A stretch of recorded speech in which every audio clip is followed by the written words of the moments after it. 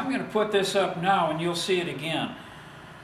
We think that carbon dioxide can be converted to carbon monoxide, which is the CO, and that carbon monoxide can then go into a Fischer-Tropsch Sasol type plant, and that's where you begin to convert carbon dioxide into fuel. But you do it by combining the carbon dioxide with hydrogen. Now hydrogen is everywhere, but it's not containable, so you have to manufacture hydrogen. And when you have heavy oil coming up out of the ground, you've got to lighten it up a bit, you put more hydrogen in, and you use some very expensive methods to make hydrogen. So any hydrogen that industry uses, they don't pull it out of the air, they pull it out of natural gas, which is CH4, or water, H2O. So, Norris described a process. Now this is 21st century coal burning technology. There's only one power plant in all of America that's even trying to burn coal in the presence of pure oxygen and not air, because the air has something like 86% nitrogen, and when you combine the carbon in the coal and the nitrogen, what's going up the stack is oxides of nitrogen, which can convert in sunlight to ozone, which then affects Norris and asthmatics. So to find a supply of oxygen and put that into the coal burning box, you eliminate the nitrogen, and what's going up the stack is entirely just carbon dioxide. That's what you want. You want to trap carbon dioxide without spending a huge amount of money to separate the oxides of nitrogen from the carbon dioxide, which is today's way of burning coal. And that's why carbon capture is so expensive. It's the cost of separating out all these other gases to capture just the carbon dioxide. Don't spend a lot of time on this, but this is a description of what would be the oxy-fired plant. But what we're looking for here is this.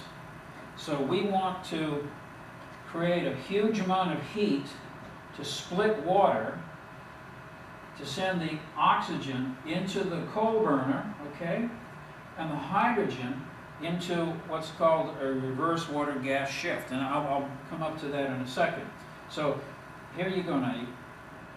A high temperature nuclear reactor sending power, electricity into the water, splitting the water, sending oxygen up to the firebox, burning the coal. The CO2 then comes down and meets the hydrogen. CO2 plus H2 equals CO, carbon monoxide, plus water. I think that's the next slide. No, skip this. This just tells you that the hotter the temperature, the more CO2 conversion you will have in the process.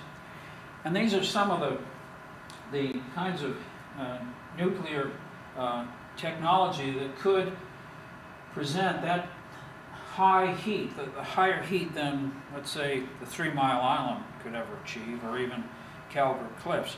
We're looking at advanced high temperature reactors, which are still on the drawing board, but as Norris said, his visit to China proved to him that China, developing what's called a pebble bed reactor, small, safe, but high temperature, could very well fit into this process. And we'll skip that. We'll skip that too. So again, this is the reverse water gas shift, and that's what we're looking for, is to break out the carbon monoxide, the CO, from the CO2. It's actually been done. It's, this power plant in Germany was designed to burn coal in the presence of pure oxygen, trapping the carbon dioxide, the clean carbon dioxide from the stack, and supposedly transferring that across land through a pipe to some disposal site. Unfortunately, the people at the disposal site said, no way, we're not going to allow this.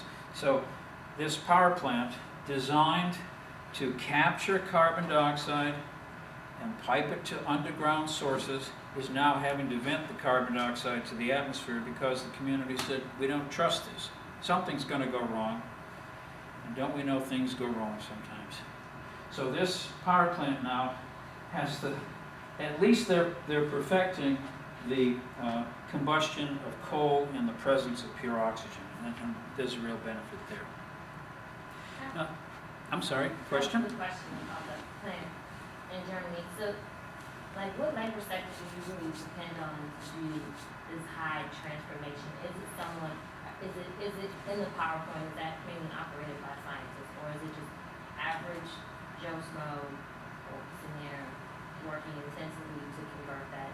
And if so, because like with that smokestack, what is that, you know, the emissions effect of something like so highly powerful just to kind of do that whole process? I guess just one the environmental factors to, I guess, the people involved in the conversion, and then the environmental impact of those types of plants that actually do that work. I just want to see like the relationship with it. I think you're talking about safety for the workers, safety for the community. Is that Right, your yeah, real interest?